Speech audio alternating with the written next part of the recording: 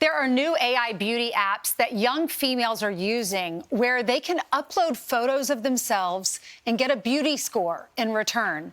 Some apps can compare users to celebrities, while others show what they would look like with smoother skin, with narrower chins, with longer eyelashes, and even smaller noses in order to look, quote, prettier.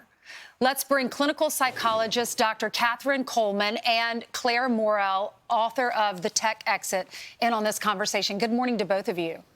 Morning. Dr. Coleman, what do you tell? You deal with young girls, teenage girls. They come into your office.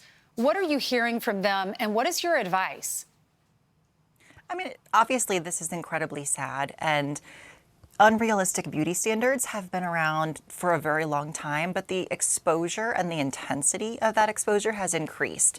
And so it's really important that whether we're parents, whether we're therapists, whether we're family friends, that we are communicating to these girls to find other traits that are positive about them, whether it's their intelligence, their kindness, their graciousness, the fact that they're a good friend, and really kind of putting self-esteem eggs into those baskets and not just the ones about us being pretty. Okay, Claire, you wrote the book, The Tech Exit.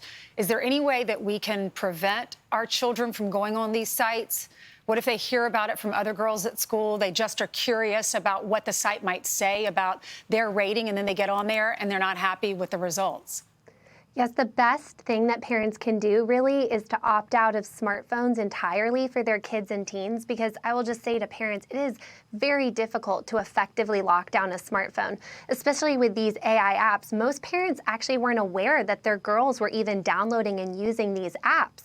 And even if you set the strictest content settings on the phone, these AI beauty apps are rated in the App Store as 4+. That means safe for 4 years old and up. And it's just impossible for parents to effectively oversee what kinds of apps their kids are downloading or accessing. And on that note, parental consent is not required for app downloads, and so we also need lawmakers to back parents up, give parents solutions that would hold app stores accountable for requiring parental consent for app downloads.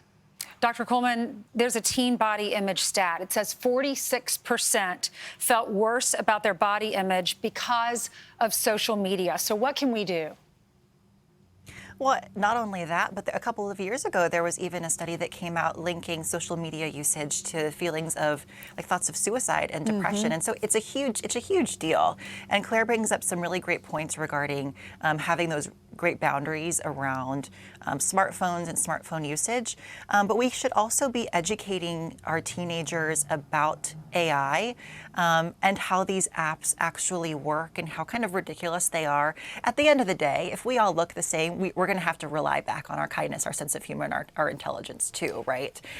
So these conversations are incredibly crucial. Yeah, Claire, Dr. Coleman brings up a good point about how when we were growing up, we always compared ourselves to people in the magazines. You know, we would sit in our beds for hours and read all of these magazines and want their clothes and want to look like them. And then we strive for that. But it's gotten so much worse now. What are our children up against? Yes, no, this problem is so much worse because we already saw the design features of social media, like the metrics of likes, followers, the algorithmically driven feeds that just dump celebrities and these influencers and these artificial standards of beauties in young girls' feeds. Well, now that problem is even worse because these AI beauty apps are literally artificially quantifying the beauty of a young girl, telling her whether or not she's pretty, giving her a beauty score, which then incentivizes these teen girls to share their scores with each other, to post them to social media. Some of these apps even compare your score to those of celebrities. And so how can any girl measure up to these artificial standards of beauty? So I'm afraid this is going to only accelerate the trends of teen anxiety and depression that we're seeing among young girls and make it so much worse. Dr. Coleman, you were telling us that you tell the young girls, put your eggs in the basket of being a good person, being a good friend. What would you tell the parents? How can we have these conversations with our daughters?